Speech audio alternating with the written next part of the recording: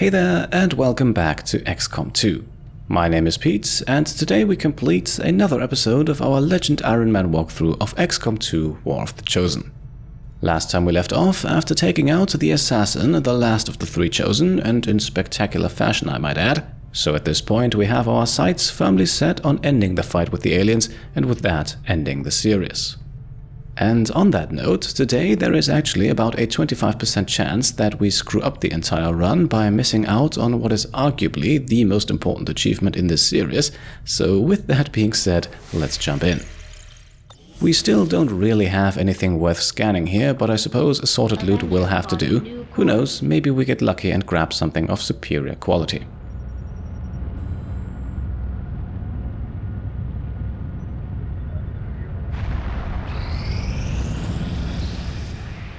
Against the Elders, we find nothing but success. And there we go, another covert action is complete. Lunar Redonis has increased his will score by another 3 points. Time to take a look at what's next. We might take the Elders by surprise if we switch up our tactics. Maybe we should try something new. Now, we have not yet checked the list this month, so there are 12 brand new covert actions available here. And to be honest, at a first glance, we don't really need the rewards from any of them. Still, it makes sense to pick something, so this here it will be. An increase to the stat bonuses that our PCSs give us. It will only be a 30% increase, so it's nothing crazy. Still, especially for things like aim and movement, this could be useful. And we are sending out 2 of the squaddies who recently joined us from the Patreon naming rights tier. Specialist Matthew Bush will receive an increase to his hacking stat, while Sharpshooter Madrignac is the soldier that he has the highest cohesion with, so perhaps we'll get the 2 of them to form a bond. We will also assign no intel because we really couldn't care less if any of them get injured, and even if they do, they will most likely only be out for a few days. My kind will do whatever is needed. Now you can see the training center marked here because we can now form a bond between Redonis and Echo Sierra. However, we need Redonis to be available for the next mission, so we'll save this for when that mission is complete. Our research was a success, Commander. The fact that this armored environmental suit is capable of functioning in combat well after the original wearer has expired is remarkable. I must consult with Shin for further study into this unusual behavior. Alright, and just like that, we have now completed our final autopsy of the game. Dissecting the Andromedon unlocks the proximity mine, a very useful item, especially for a stealthy approach. I think we'll see it in action soon enough.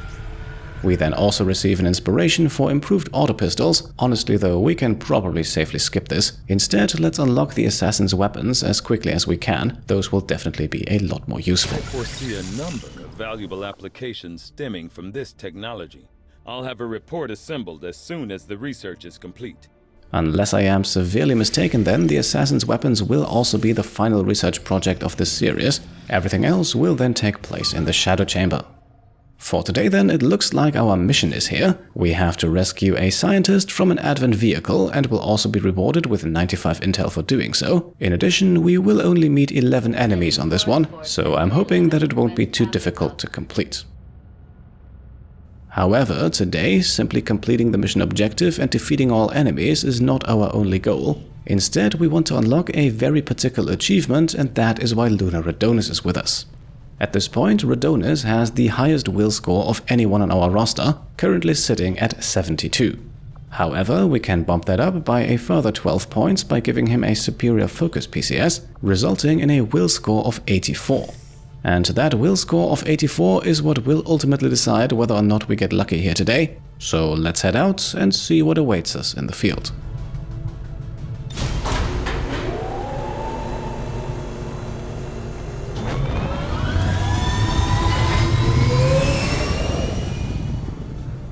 Ranger deployed.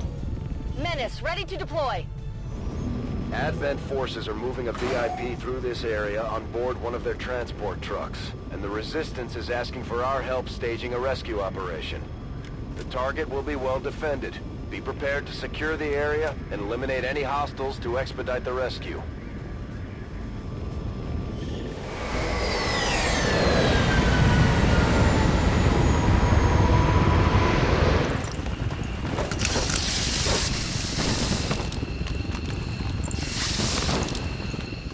Menace 1-5, we have a confirmed location for the VIP. Move to rendezvous. Eliminate all hostile contacts. So that's our evac zone, which we now have 12 turns to reach. We also start the mission off in concealment, so initial progression should be fairly swift. Our VIP scientist meanwhile locked in this vehicle right here, most likely under Advent protection. So we have a bit of ground to cover, let's get to it. Using his grappling hook, Mox does not detect anyone in the immediate vicinity, and even after following that up with a full dash, we still have no enemies in sight. This then makes the rest of this first turn fairly straightforward. We are simply going to dash everyone up as far as they can go. The faster we reach that vehicle, the faster we should also be able to complete our objectives. Double time.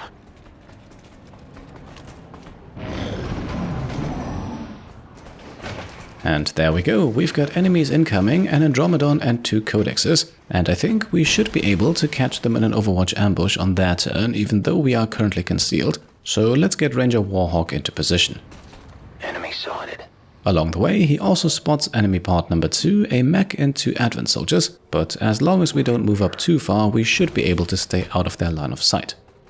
And so, let us now activate Overwatches all around, hoping that the Andromedon group comes closer. Eyes on the prize. Got an idea. And indeed they do, which should in a second reveal Warhawk, and thus reveal our squad to trigger reaction fire.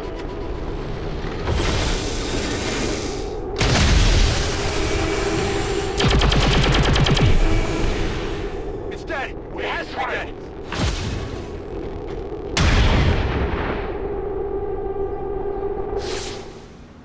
We're spotted! It's still moving!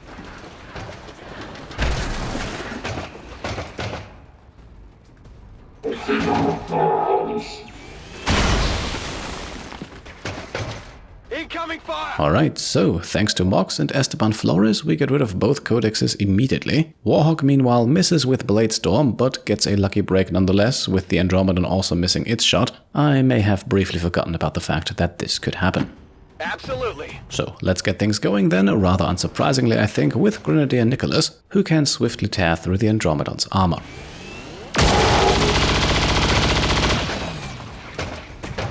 Afterwards then, a critical hit is guaranteed for our Ranger, and with that the Andromedon goes down. Happy now? At this point we only need to take out its shell, and Zucchini has blue screen rounds for that. And for the kill we then call upon Luna Radonis. He too has blue screen rounds equipped, so a pistol shot will do. Hostile terminated. To end our turn then, we get reloads in with our 2 Codex killers, move up our Psi Operative, I'm trusting you here. and finish the turn with Mox on Overwatch. I will not waver. Our enemies over by the car, however, do not come into vision, so let's jump over to Zucchini and have him deploy a battle scanner. Unless they have moved far away from the car, this should reveal them.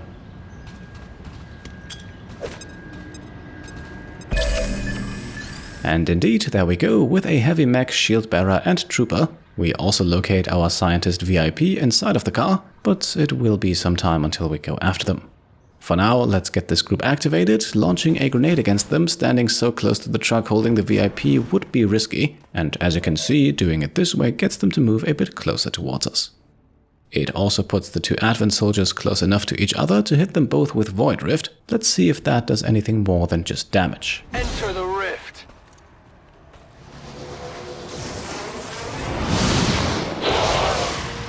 Okay, so the 4 and 5 points of damage here respectively, already all we need, but again there is a chance for something more to happen.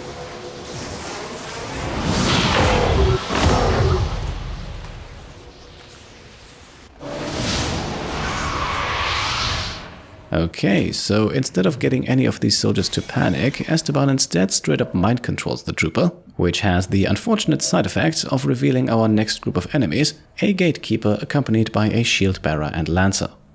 This is certainly not ideal, but I think we can manage. However, for now we will stay focused on that group right in front of us. I strike out for my kin.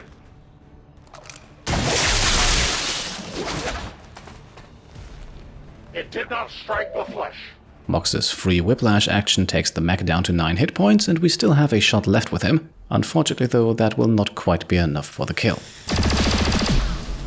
So up next, let's get Ranger Warhawk moving, who does have a pretty good chance of taking out the shield bearer with a single shot here, but pretty good might not be good enough, so let's throw the axe first to hopefully make sure.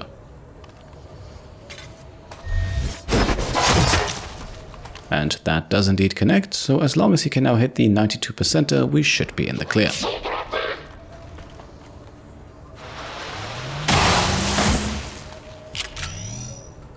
Moving on then, we are once again returning to Mox, who can now get an extra action thanks to Nicholas's teamwork, and who will now use that action to take out the mech for good.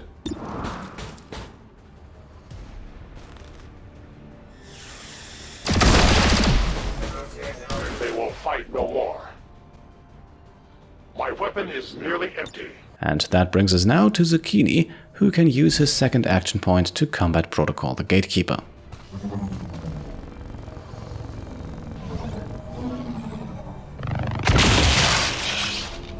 Nicholas's second action, meanwhile, is used on a blaster bomb. After all, this is already the second to last enemy group on the map, so we might as well go all out. Can't hide from this one.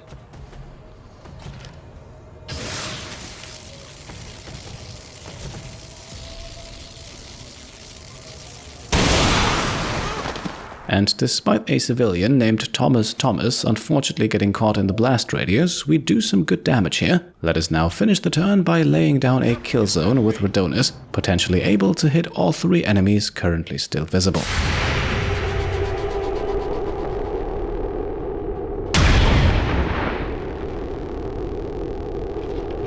Missed. We just lost one. Our mind-controlled Advent Trooper then also working perfectly as bait, although I think none of the enemies here are actually in striking range anyway.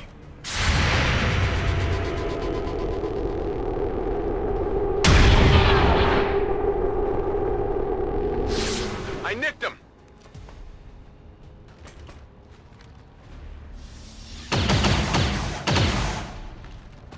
Taking heavy fire!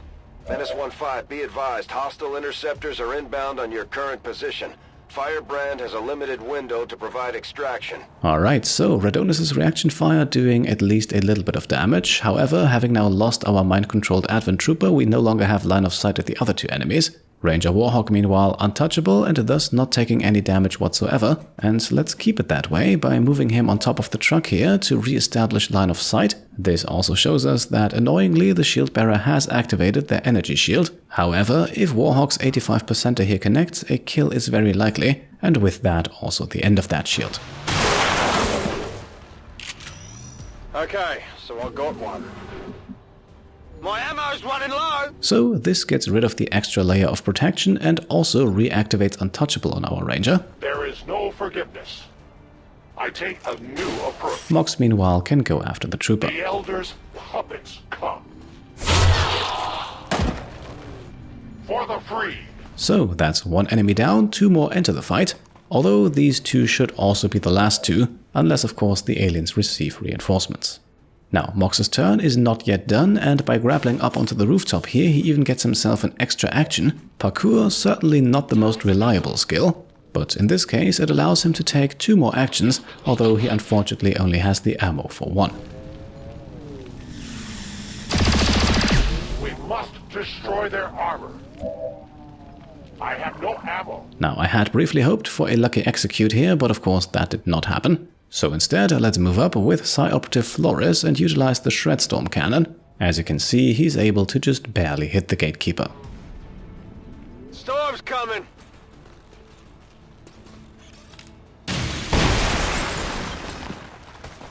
And just like that, we then use Nicholas's teamwork for the 2nd time in this mission. We will overcome! It will now allow Mox, who still had an action left anyway, to reload and take a shot. And that's very important because we can now do a little bit more damage against the Gatekeeper.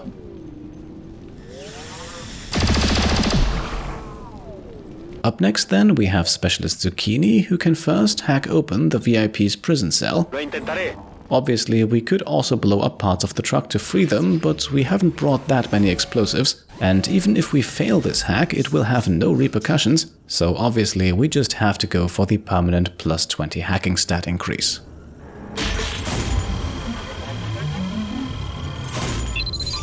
Well, the door is open, but Zucchini does unfortunately not get better at hacking. Nonetheless, his combat protocol will still be enough to take out the gatekeeper.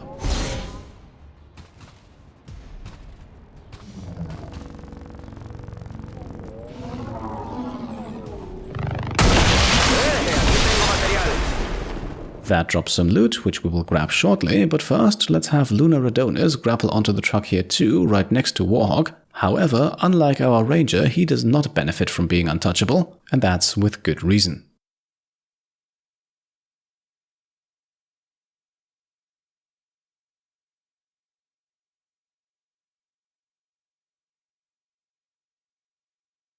Right, so despite Radonis being completely exposed, the Advent Officer decides to mark Warhawk, the shield bearer then doing shield bearer things, although hopefully not for too much longer. Having Mox hit the 97%er here would be a good start to taking them out.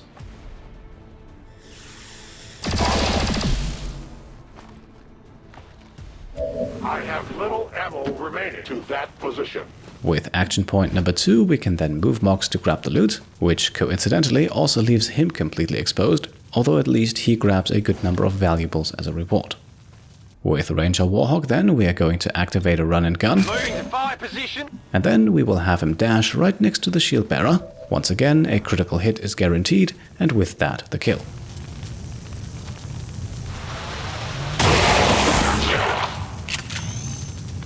Now, this leaves us with the Advent Officer over here as the last remaining enemy on this mission, and even though we obviously could do so rather easily, we do not actually want to take them out.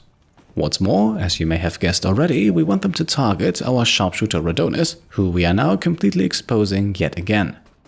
The rest of the squad meanwhile moves as far away from the officer as possible, and then we finish our turn by simply putting Radonis on pistol overwatch. Got it covered.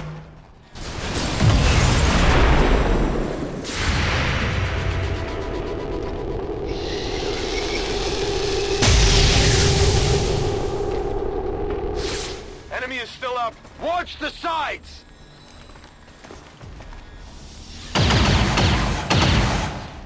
I'm alright. Okay, so much for our plan. Once again, the officer goes after Warhawk, and once again there is no chance of the shot actually hitting. So I suppose we'll have to force the issue even more, that is, after we have freed the VIP. Got the VIP in tow. Moving to evac. -15 status confirmed. VIP is in tow. Proceed to the extraction point. And that VIP, alongside the rest of our squad, will now make a beeline for the evac zone. Everyone except for Radonis will now move as far away as possible from the officer. Radonis' task, meanwhile, is actually rather simple. We want him to get himself killed, or at least something close to it. Overwatch.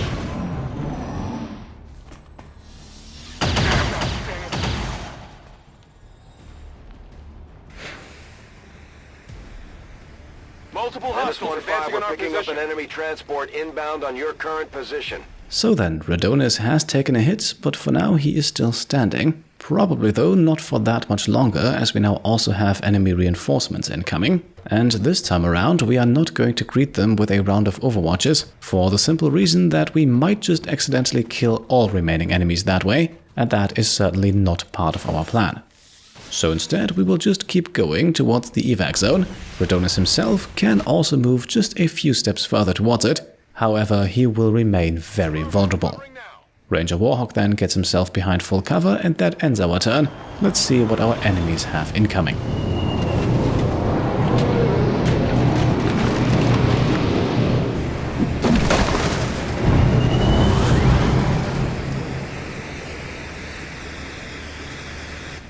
I've got eyes on an advent position.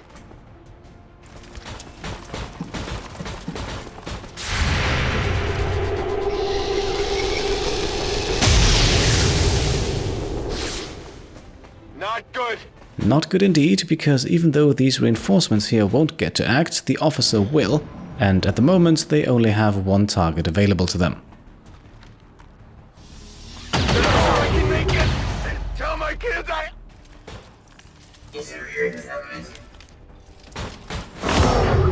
And there we go, Lunar Adonis is currently bleeding out, and that is exactly what we wanted. If a soldier takes damage that reduces their hit points to 0, the game uses that soldier's will score to determine if they die immediately or if they go into bleeding out mode. In War of the Chosen, the calculation is simple: take the soldier's will score, subtract 10, and that's the chance to bleed out instead of dying. So with a will score of 110, a soldier is guaranteed to bleed out. However, that is also almost impossible to achieve unless you specifically farm covert actions for the entire game. With a bit more work, we certainly could have raised Radonis' score higher than 84, a 74% chance to bleed out, but that would have taken a lot of time, and we need to end the series at some point. So there was a 26% chance of him immediately getting killed here, quite the risk to take, especially this late in the series, but it would have taken us at least 2, maybe 3 more in-game months to take the chance to bleed out towards guaranteed territory, and honestly, we just don't need to keep playing for that much longer. Now obviously this begs the question, why did we need Radonis to bleed out in the first place? And we will get to that shortly. First of all though, let's get our VIP to the evac zone and complete our first mission objective. VIP secure and in position for evac. Right, so at this point we have 4 turns left to get the rest of our squad out of here. A generous amount of time, I think, and we also have the high ground. So let's get to it. With 2 quick shots we can already eliminate the Purifier.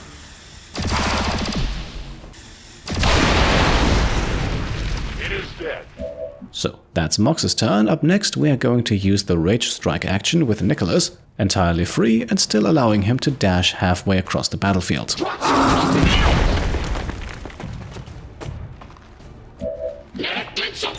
Coincidentally, this also puts him into a flanking position against all remaining enemies, and so we can now use Chain Shot to take out the officer.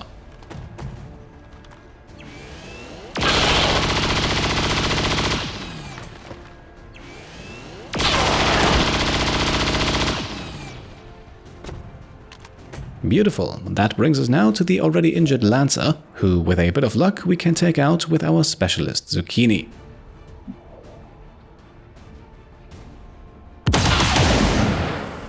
Right, so unfortunately we cannot, but that does not really change too much about our plan. Psionically shielded.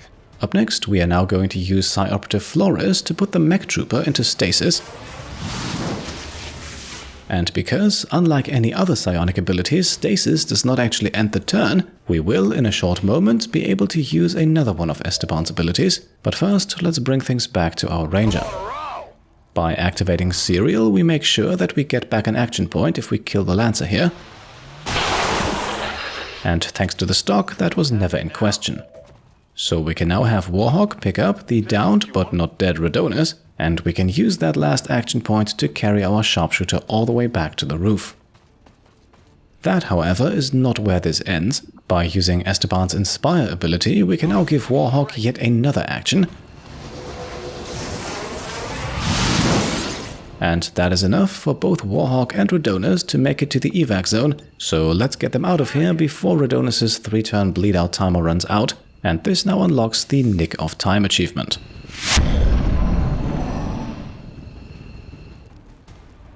Menace 1-5, hostile interceptors are on high-speed approach. Your window for extraction is closing. So, a crucial achievement for this completionist playthrough has just been unlocked. Officially, we also still did not have anyone die on us, and that means our hopes of also obtaining the Untouchables achievement are still very much alive. Very much alive, meanwhile, is something that in a short moment will no longer apply to the mech here, as Specialist Zucchini now goes for the final blow. And there we are, that is the map fully cleared out now, and 1 turn later all 4 remaining soldiers are ready to evac. Getting out of here!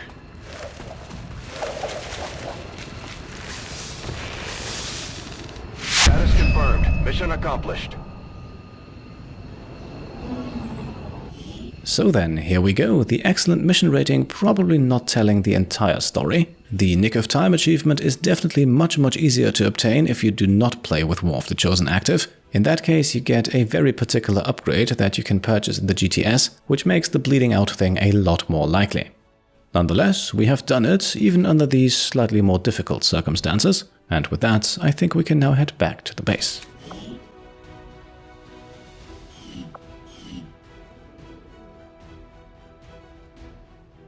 Advent officials announced an increase to this month's recruitment quotas. Citizens are encouraged to voluntarily visit their nearest recruitment center. Remember, only together can we build a better tomorrow.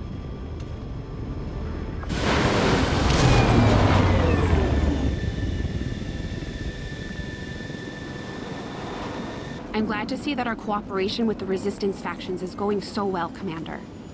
Their soldiers seem to be a big help around here. Alright then, Lunar Radon is out for 18 days, that's quite some time he's going to miss. Luckily though, we have 3 more high-level sharpshooters in our team. The mission then also earns us the aforementioned loot, 2 Codex brains and a scientist. We'll take a closer look at him in a moment. Excellent work, Commander. Your efforts continue to bolster the Resistance movement across the globe. And there we go, next to 95 units of intel, we have acquired the services of Dr. Zahn Davidson, nickname Anaka, and submitted by Patreon supporter Anaka Unknown.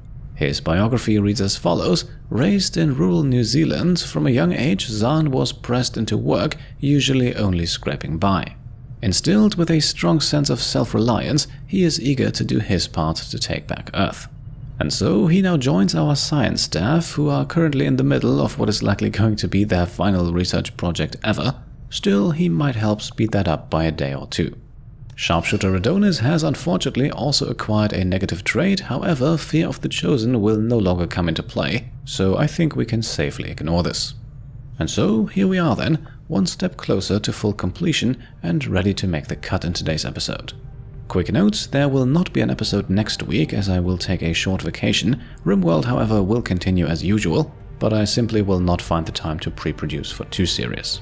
So, I'll see you in 2 weeks. Until then, I hope you enjoyed today's video, and if you did, then I would be very happy if you could leave a thumbs up. If you like what I'm doing and want to support me and my channel further, then you can of course go ahead and subscribe to stay up to date, grab some merch over on shop.petecomplete.com, or check out and maybe even pledge to the Pete Complete Patreon. Thank you all for watching, and I'll see you next time. Cheers.